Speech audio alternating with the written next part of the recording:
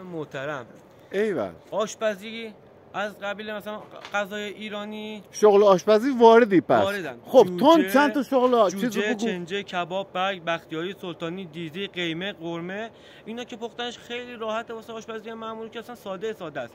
میریم واسه باریستا کاری، میشه آب میوه های سنتی، قهوه ترک ایرانی، بعد قهوه آمریکانی، آمریکانو، اسپرسو، دوبله، بعد یادم بهتون میشه مکانیکی هم شنیدم واردی. مکانیکی هم که میشه میلنگ و واشر سرسیلند و سوپاب و بعد اینا رو باز میکنی، بازسازی میکنم تعمیر عین روز اول بهتون تحویل میدم. سگم خدمت شما مردم شنیدم پرورش سگم خیلی خوب میکنی. چجوری آموزش حیوانات هم که خیلی راحته واسه بینندگان محترم.